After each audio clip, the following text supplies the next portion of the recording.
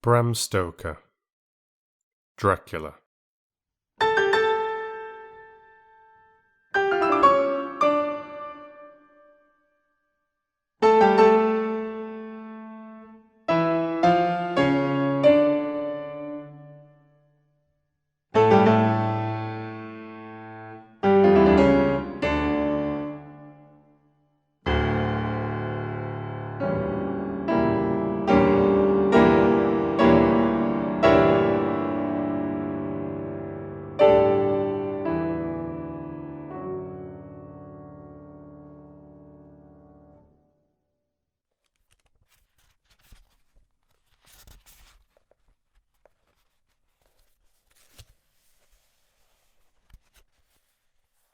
Chapter 15.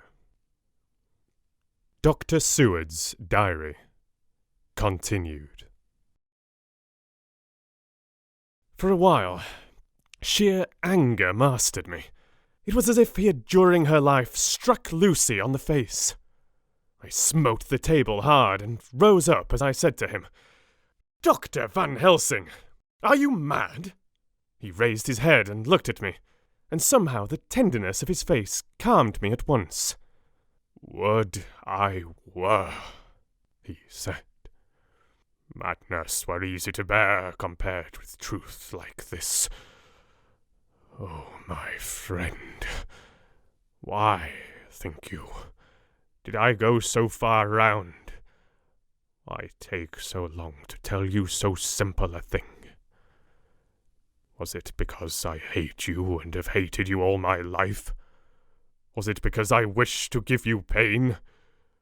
Was it that I wanted, now so late, revenge for that time when you saved my life, and from a fearful death? No. "Forgive me," said I. He went on. "My friend, it was because I wished to be gentle in the breaking to you. For I know you have loved that so sweet lady. But even yet, I do not expect you to believe. It is so hard to accept at once any abstract truth, that we may doubt such to be possible when we have always believed the no of it. It is more hard still to accept so sad a concrete truth, and of such a one as Miss Lucy. Tonight I go to prove it. Dare you come with me?" This staggered me. A man does not like to prove such a truth. Byron accepted from the category jealousy, and prove the very truth he most abhorred. He saw my hesitation, and spoke. "The logic is simple. No madman's logic this time, jumping from tussock to tussock in a misty bog. If it be not true, then proof will be relief. At worst, it will not harm. If it be true, there is the dread. Yet very dread should help my cause, for in it is some need of belief. Come, I tell you what I propose. First, that we go off now and see that child in the hospital. Dr. Vincent of the North Hospital, where the papers say the child is a friend of mine, and I think of yours, since you were in class at Amsterdam. He will let two scientists see his case, if he will not let two friends. We shall tell him nothing, but only that we wish to learn. And then—" He took a key from his pocket and held it up. "And then we spend the night, you and I, in the churchyard where Lucy lies. This is the key that lock the tomb. I had it from the coffin man to give to Arthur." My heart sank within me, for I felt that there was some fearful ordeal before us. I could do nothing, however. So I plucked up what heart I could and said that we had better hasten, as the afternoon was passing. We found the child awake. It had had a sleep and taken some food, and altogether was going on well. Dr. Vincent took the bandage from its throat and showed us the punctures. There was no mistaking the similarity to those which had been on Lucy's throat. They were smaller, and the edges looked fresher. That was all. We asked Vincent to what he attributed them, and he replied that it must have been a bite of some animal, perhaps a rat. But, for his own part, he was inclined to think it was one of the bats which are so numerous on the northern heights of London. "Out of so many harmless ones," he said, "there may be some wild specimen from the south of a more malignant species. Some sailor may have brought one home and it managed to escape, or even from the zoological gardens a young one may have got loose. Or one be bred there from a vampire. These things do occur, you know. Only 10 days ago a wolf got out and was, I believe, traced up in this direction. For a week after, the children were playing nothing but Red Riding Hood on the heath, and in every alley in the place, until this Bloofer lady scare came along, since when it has been quite a gala time with them. Even this poor little mite, when he woke up today, asked the nurse if he might go away. When she asked him where he wanted to go, he said he wanted to play with the Bloofer lady." "I hope," said Van Helsing, "that when you are sending the child home, you will caution its parents to keep strict watch over it.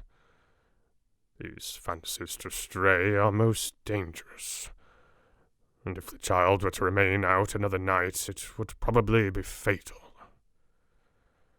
But in any case, I suppose you will not let it away for some days." "Certainly not.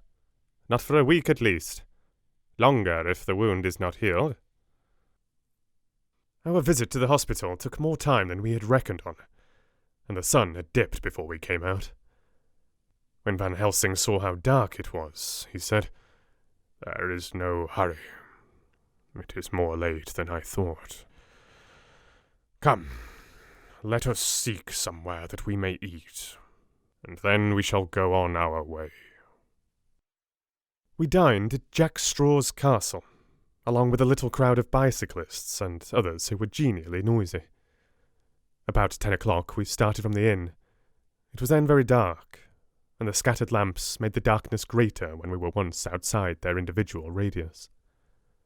The professor had evidently noted the road we were to go, for he went on unhesitatingly. But as for me, I was in quite a mix-up as to locality. As we went further, we met fewer and fewer people, till at last we were somewhat surprised when we met even the patrol of horse police, going their usual suburban round. At last we reached the wall of the churchyard, which we climbed over. With some little difficulty, for it was very dark and the whole place seemed so strange to us, we found the Westerner tomb. The professor took the key, opened the creaky door, and standing back, politely, but quite unconsciously, motioned me to precede him. There was a delicious irony in the offer, in the courtliness of giving preference on such a ghastly occasion. My companion followed me quickly, and cautiously drew the door to, after carefully ascertaining that the lock was a falling and not a spring one. In the latter case, we should have been in a bad plight. Then he fumbled in his bag, and taking out a matchbox and a piece of candle, proceeded to make a light. The tomb in the daytime, and when wreathed with fresh flowers, had looked grim and gruesome enough. But now, some days afterwards, when the flowers hung lank and dead, their whites turning to rust and their greens to browns, when the spider and the beetle had resumed their accustomed dominance, when time discoloured stone, and dust-encrusted mortar, and rusty dank iron and tarnished brass and clouded silver plating gave back the feeble glimmer of a candle, the effect was more miserable and sordid than could have been imagined. It conveyed irresistibly the idea that life, animal life, was not the only thing which could pass away. Van Helsing went about his work systematically, holding his candle so that he could read the coffin plates, and so holding it that the sperm dropped in white patches, which congealed as they touched the metal. He made assurance of Lucy's coffin. Another search in his bag, and he took out a turn screw. "What are you going to do?" I asked. "To open the coffin. You shall yet be convinced." Straight away he began taking out the screws, and finally lifted off the lid, showing the casing of lead beneath. The sight was almost too much for me. It seemed to be as much an affront to the dead as it would have been to have stripped off her clothing in her sleep whilst living. I actually took hold of his hand to stop him. He only said, "You shall see," and again, fumbling in his bag, took out a tiny fret saw. Striking the turn screw through the lead with a swift downward stab, which made me wince, he made a small hole, which was, however, big enough to admit the point of the saw. I had expected a rush of gas from the weak old corpse. We doctors, who have had to study our dangers, have to become accustomed to such things, and I drew back towards the door. But the professor never stopped for a moment. He soared down a couple of feet along one side of the lead coffin, and then across and down the other side. Taking the edge of the loose flange, he bent it back towards the foot of the coffin, and holding up the candle into the aperture, motioned to me to look. I drew near and looked. The coffin was empty. It was certainly a surprise to me and gave me a considerable shock, but Van Helsing was unmoved. He was now more sure than ever of his ground, and so emboldened to proceed in his task. "Are you satisfied now, friend John?" he asked. I felt all the dogged argumentativeness of my nature awake within me as I answered him. "I am satisfied that Lucy's body is not in that coffin, but that only proves one thing." "And what is that, friend John?" "That it is not there." "That is good logic," he said, "so far as it goes.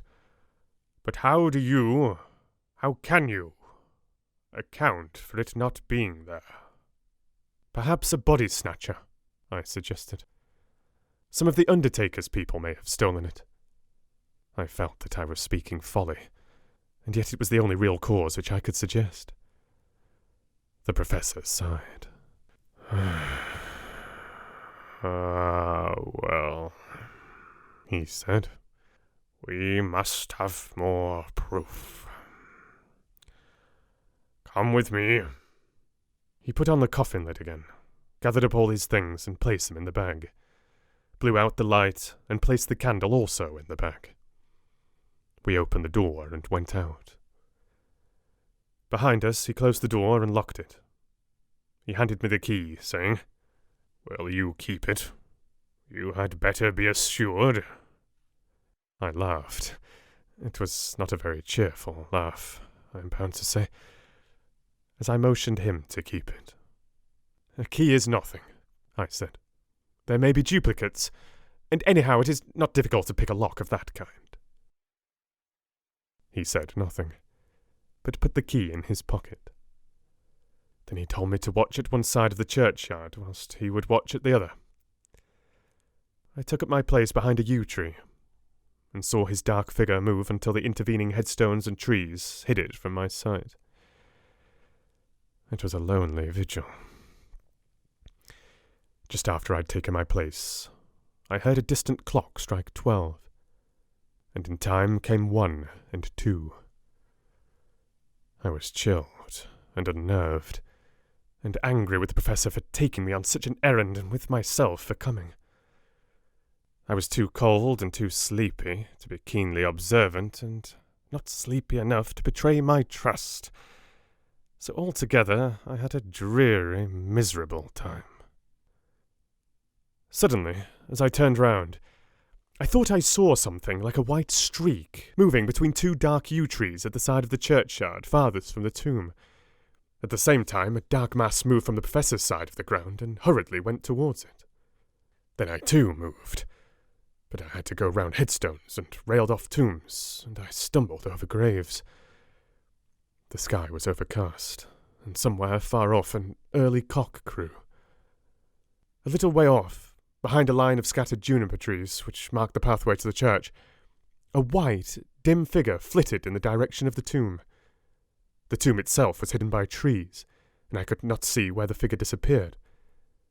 I heard the rustle of actual movement where I had first seen the white figure, and coming over, found the professor holding in his arms a tiny child. When he saw me, he held it out to me and said, "Are you satisfied now?" "No," I said in a way that I felt was aggressive. "Do you not see the child?" "Yes, it is a child, but who brought it here? And is it wounded?" I asked. "We shall see," said the professor, and with one impulse we took our way out of the churchyard, he carrying the sleeping child. When we had got some little distance away, we went into a clump of trees and struck a match, and looked at the child's throat. It was without a scratch or scar of any kind. "Was I right?" I asked triumphantly. "We were just in time," said the professor thankfully. We had now to decide what we were to do with the child, and so consulted about it. If we were to take it to a police station, we should have to give some account of our movements during the night. At least, we should have to make some statement as to how we had come to find the child. So finally, we decided that we would take it to the heath, and when we heard a policeman coming, would leave it where he could not fail to find it. We would then seek our way home as quickly as we could. All fell out well. At the edge of Hampstead Heath, we heard a policeman's heavy tramp, and laying the child on the pathway, we waited and watched until he saw it as he flashed his lantern to and fro. We heard his exclamation of astonishment, and then we went away silently. By good chance, we got a cab near the Spaniards, and drove to town. I cannot sleep, so I make this entry. But I must try to get a few hours' sleep, as Van Helsing is to call for me at noon. He insists that I shall go with him on another expedition.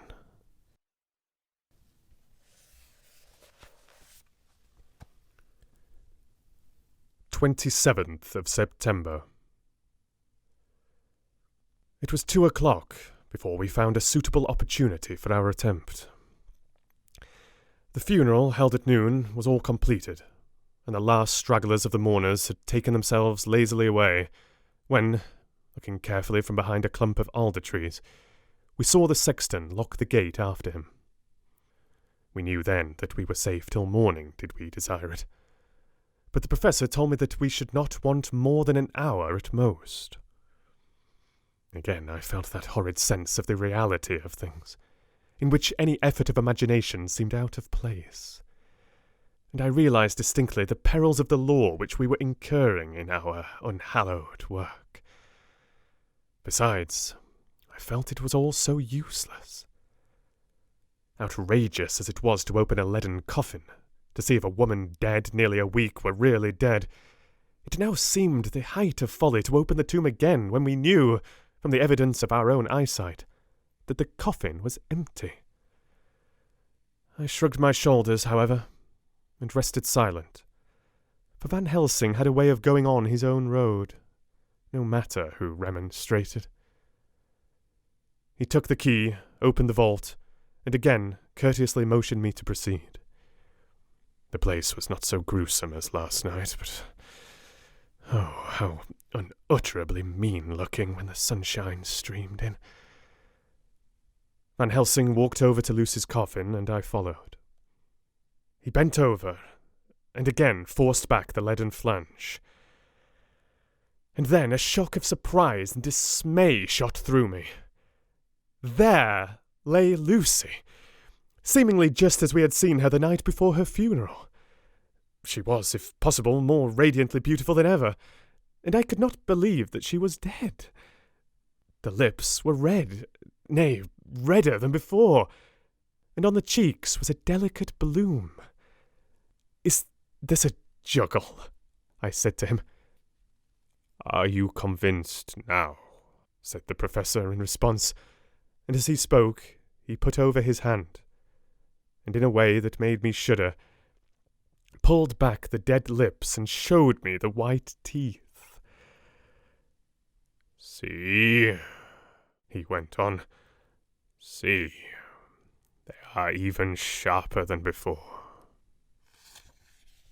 With this and this," and he touched one of the canine teeth and that below it, "the little children can be bitten. Are you of belief now, friend John?" Once more argumentative hostility woke within me. I could not accept such an overwhelming idea as he suggested, so, with an attempt to argue, of which I was even at the moment ashamed, I said, "She may have been placed here last night." "Indeed, that is so, and by whom?" "I do not know. Someone has done it." "And yet she has been dead 1 week. Most peoples in that time would not look so." I had no answer for this, so was silent. Van Helsing did not seem to notice my silence. At any rate, he showed neither chagrin nor triumph. He was looking intently at the face of the dead woman, raising the eyelids and looking at the eyes, and once more opening the lips and examining the teeth. Then he turned to me and said, "Here, there is one thing which is different from all recorded. Here is some dual life that is not as the common. She was bitten by the vampire when she was in a trance, sleepwalking. Oh, you start. You did not know that, friend John. But you shall know it all later. And in trance could he best come to take more blood. In trance she died, and in trance she is undead, too. So it is that she differ from all other. Usually when the undead sleep at home—" As he spoke, he made a comprehensive sweep of his arm to designate what to a vampire was home. "Their face show what they are. But this so sweet that was, when she not undead, she go back to the nothings of the common dead. There is no malign there, see, and so make it hard that I must kill her in sleep." This turned my blood cold, and it began to dawn upon me that I was accepting Van Helsing's theories. But if she were really dead, what was there of terror in the idea of killing her? He looked up at me, and evidently saw the change in my face, for he said, almost joyously, "Ah, you believe now." I answered, "Do not press me too hard all at once. I am willing to accept. How will you do this bloody work?" "I shall cut off her head and fill her mouth with garlic, and I shall drive a stake through her body." It made me shudder to think of so mutilating the body of the woman whom I had loved, and yet the feeling was not so strong as I had expected. I was, in fact, beginning to shudder at the presence of this being, this undead, as Van Helsing called it, and to loathe it. Is it possible that love is all subjective, or all objective? I waited a considerable time for Van Helsing to begin, but he stood as if wrapped in thought. Presently he closed the catch of his bag with a snap and said, "I have been thinking, and have made up my mind as to what is best. If I did simply follow my inclining, I would do now, at this moment, what is to be done. But there are other things to follow, and things that are 1,000 times more difficult in that them we do not know. This is simple. She have yet no life taken, though that is of time, and to act now would be to take danger from her forever. But then we may have to want Arthur, and how shall we tell him of this?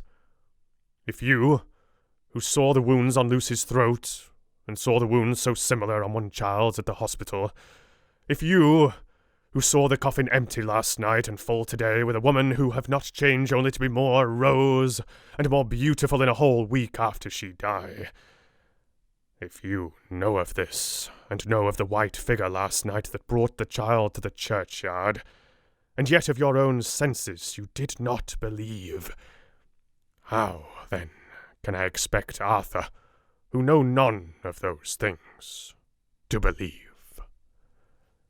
He doubted me when I took him from her kiss when she was dying. I know he has forgiven me, because in some mistaken idea I have done things that prevent him say goodbye as he ought, and he may think that in some more mistaken idea this woman was buried alive, and that, in most mistake of all, we have killed her. He will then argue back that it is we, mistaken ones, that have killed her by our ideas, and so he will be much unhappy always. Yet he never can be sure, and that is the worst of all. He will sometimes think that she he loved was buried alive, and that will paint his dreams with horrors of what she must have suffered. And again, he will think that we may be right, and that his so beloved was, after all, an undead. No. I told him once, and since then I learn much. Now, since I know it is all true, 100,000 times more do I know that he must pass through the bitter waters to reach the sweet. He, poor fellow, must have 1 hour that will make the very face of heaven grow black to him. Then we can act for good all round, and send him peace. My mind is made up. Let us go. You return home for tonight to your asylum, and see that all be well. As for me, I shall spend the night here in this churchyard in my own way. Tomorrow night you will come to me, to the Berkeley Hotel at 10 of the clock. I shall send for Arthur to come too, and also that fine young man of America that gave his blood. Later, we shall all have work to do. I come with you so far as Piccadilly and there dine, for I must be back here before the sun set. So we locked the tomb and came away, and got over the wall of the churchyard, which was not much of a task, and drove back to Piccadilly.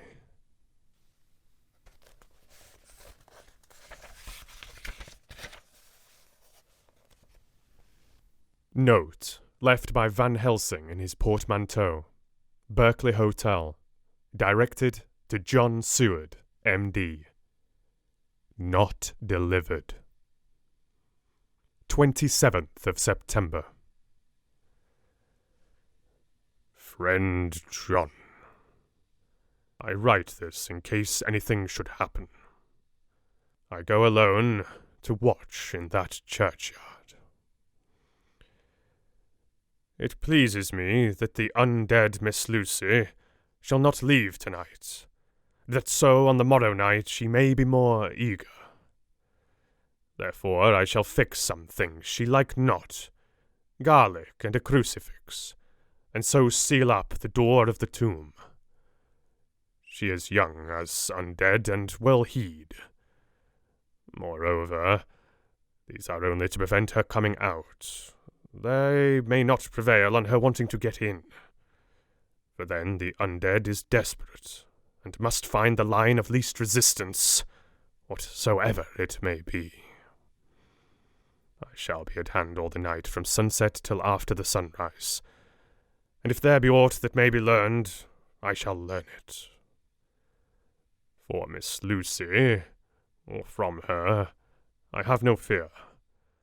But that other to whom is there that she is undead, he have now the power to seek her tomb and find shelter. He is cunning, as I know from Mr. Jonathan, and from the way that all along he have fooled us when he played with us for Miss Lucy's life, and we lost. And in many ways the undead are strong. He have always the strength in his hand of 20 men. Even we 4 who gave our strength to Miss Lucy, it also is all to him. Besides, he can summon his wolf, and I know not what. So if it be that he come thither on this night, he shall find me, but none other shall until it be too late. But it may be that he will not attempt the place. There is no reason why he should. His hunting ground is more full of game than the churchyard where the undead woman sleep, and one old man watch.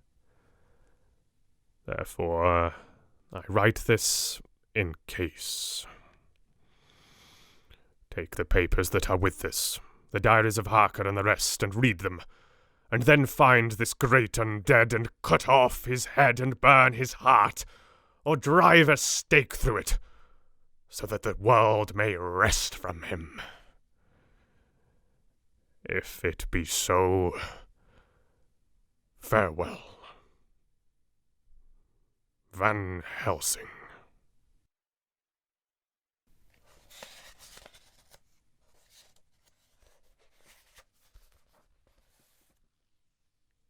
Dr. Seward's Diary, 28th of September.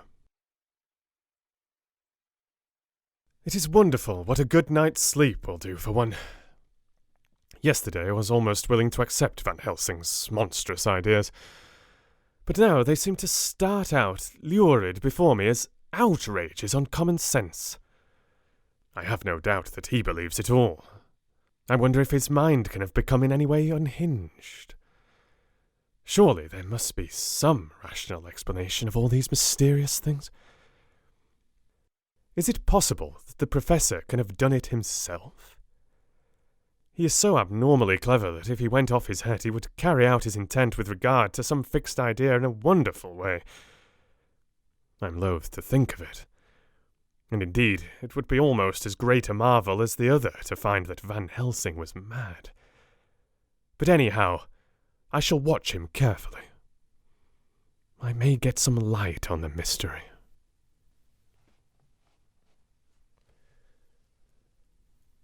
"29th of September. Morning. Last night, at a little before 10 o'clock, Arthur and Quincy came into Van Helsing's room. He told us all that he wanted us to do, but especially addressing himself to Arthur, as if all our wills were centred in his. He began by saying that he hoped we would all come with him too, for, he said, there is a grave duty to be done there. You were doubtless surprised at my letter. This query was directly addressed to Lord Godalming. I was. It rather upset me for a bit. There has been so much trouble around my house of late that I could do without any more. I have been curious, too, as to what you mean. Quincy and I talked it over, but the more we talked, the more puzzled we got. Till now I can say for myself that I'm about up a tree as to any meaning about anything. Me too, said Quincy Morris laconically.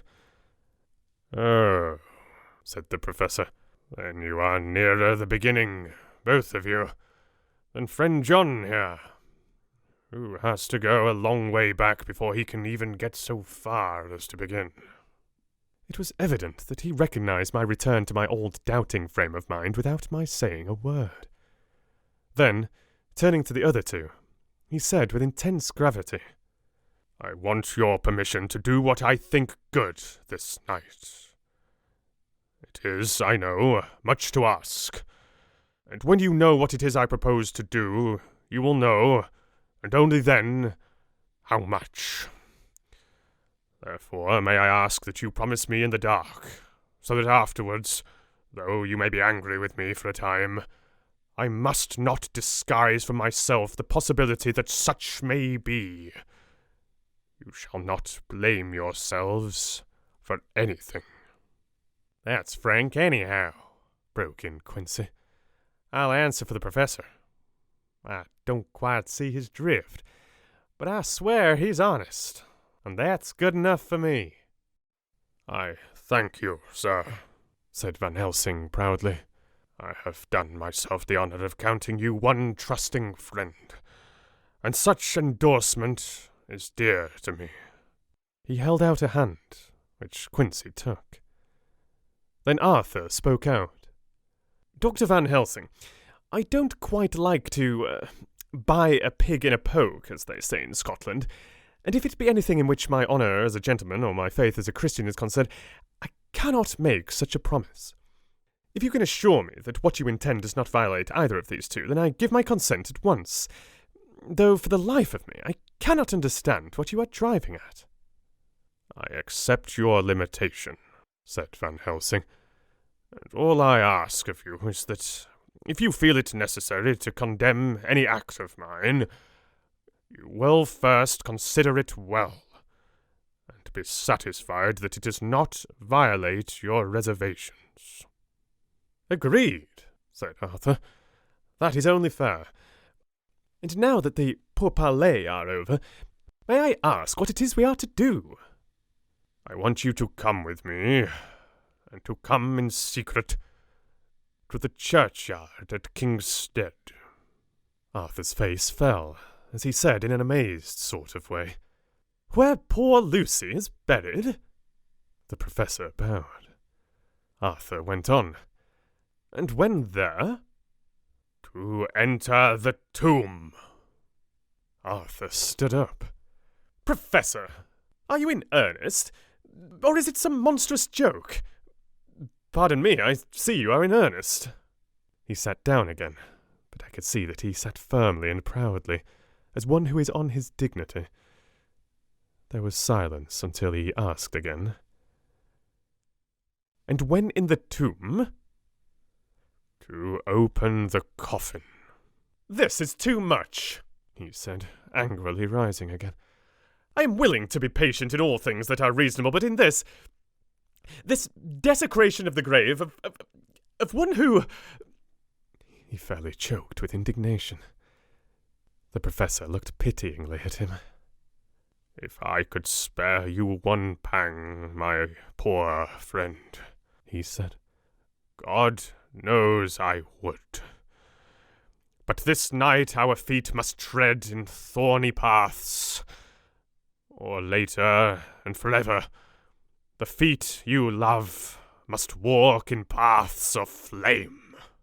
Arthur looked up with set white face and said, Take care, sir, take care. Would it not be well to hear what I have to say? Said Van Helsing, and then you will at least know the limit of my purpose. Shall I go on? That's fair enough, broke in Morris. After a pause, Van Helsing went on, evidently with an effort. Miss Lucy is dead. Is it not so? Yes. Then there can be no wrong to her. But if she be not dead... Arthur jumped to his feet. Good God! He cried. What do you mean? Has there been any mistake?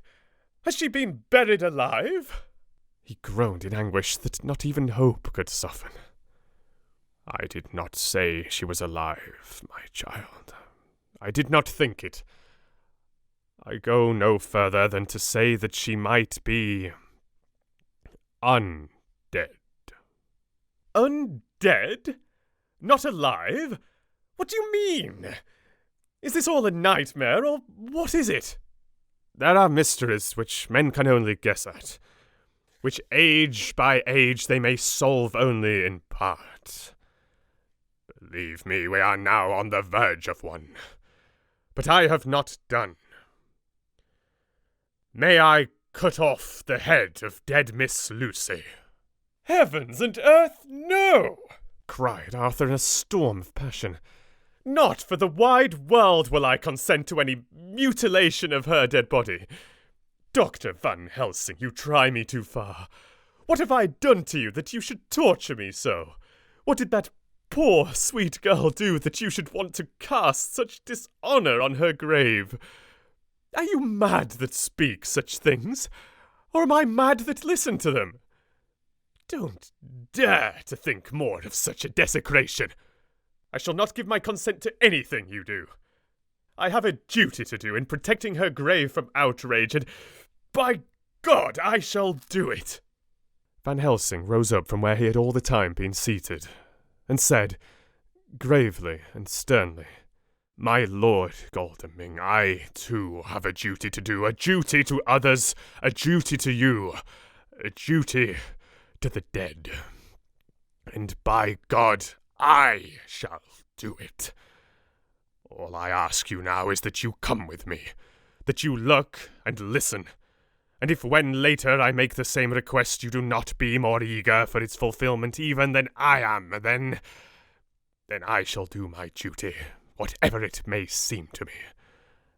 And then, to follow of your lordship's wishes, I shall hold myself at your disposal to render account to you, when and where you will. His voice broke a little, and he went on with a voice full of pity.